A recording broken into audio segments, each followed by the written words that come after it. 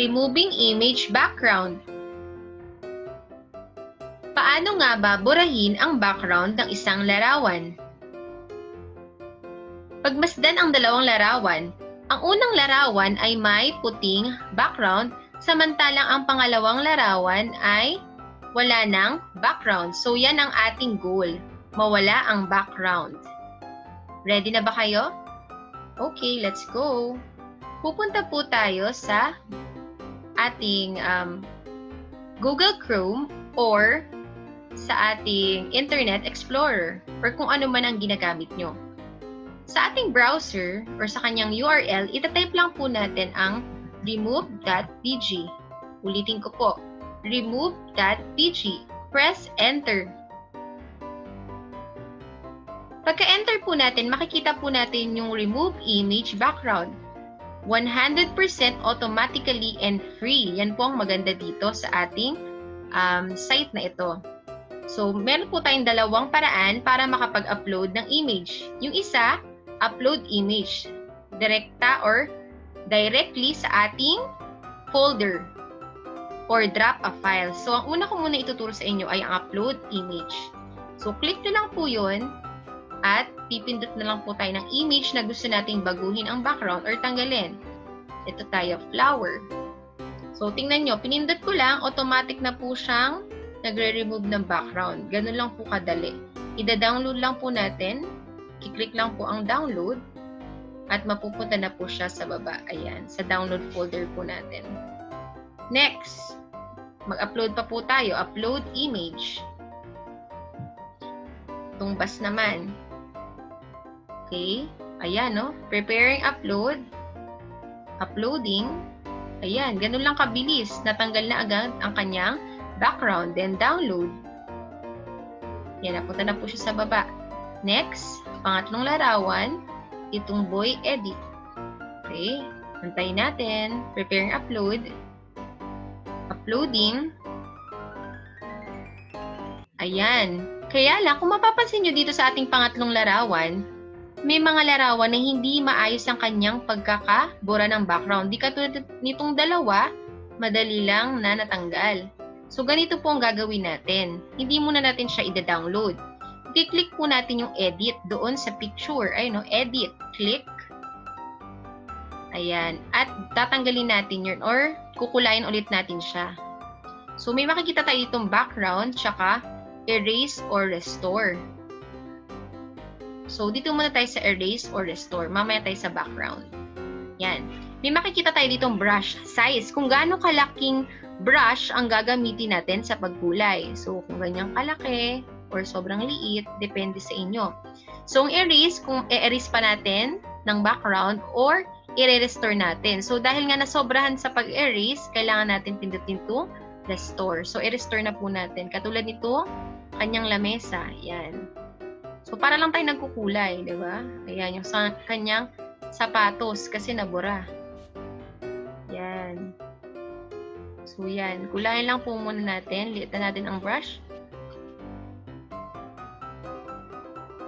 Ayan. O, di ba? Ito pa. Masyadong nabura. Minsan talaga, nangyayari ito. Kaya, kung gusto nyo talaga ng malinis, pwedeng i-edit, di ba? So, ayan, ito pa. So, yan. So, ngayon, mukhang okay na. Makikita naman natin mamaya kung may mali pa tayo. So, pupunta na po tayo sa background. Click lang. Tapos, makikita niyo may blur. Pwede po natin i-blur yung photo. So, dito sa photo, pwede po natin siya ilagay sa ibang lugar. O, kumwari ito.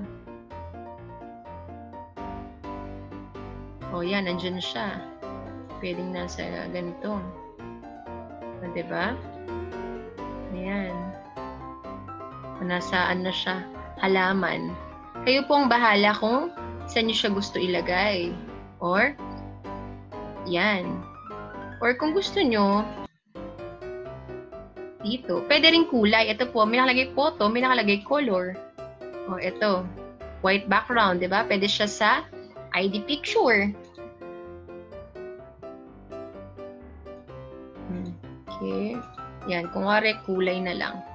So, makikita nyo, oh, may puti pa dito. Ibig sabihin, hindi natin naayos yung pag-erase. Pwede pa natin i-erase. So, balik ulit tayo dito. I-erase lang po natin. Yan. So, kailangan lang po talaga dito ng tiyaga-tiyaga. So, may makikita po tayo itong 90%. So, pwede po natin siya i-zoom. Zoom in. To plus lang po. Ayan. Para mas makita natin. Or zoom out. Ito pong minus. Zoom out. O, diba? Then, click nyo lang po yung download. Download image.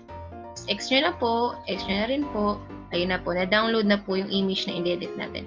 Ngayon, ang tuturo ko naman po sa inyo, tapos na tayo sa pag-upload ng image, no? Mag-drop naman tayo ng file. Paano? Punta po tayo sa Google at mag-search po tayo ng Clip Art Teacher. So, click nyo lang po yung image. O nga pala, kapag kukuha tayo ng larawan sa Google or kahit saan pa man, mag-iingat tayo dahil merong copyright. So, paano tayo magiging safe?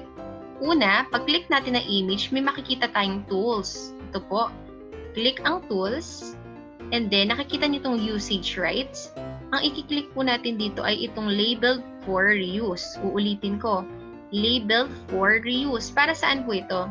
Kapag ito pong click nyo, lahat ng mga larawan na nasa labeled for reuse ay mga larawan na hindi kayo makaka-copyright or pwede nyong gamitin. Yun talaga yun. So, ginawa talaga ng Google yun para gamitin natin. So, ngayon maghanap na tayo ng larawan na pwede nating i-edit nang hindi na natin kailangang i-save sa ating computer. Kung wari ito, Physical Education Teacher.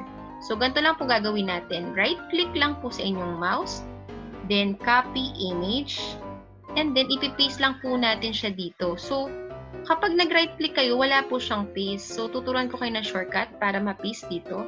Click nyo lang po sa inyong keyboard ang Ctrl-V. Ayan, na-paste na po yung teacher.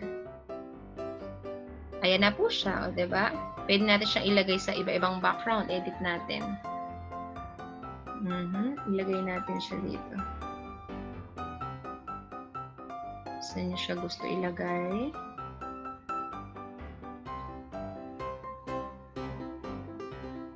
Ayan, diba? Nagka-background na siya. I-X lang natin.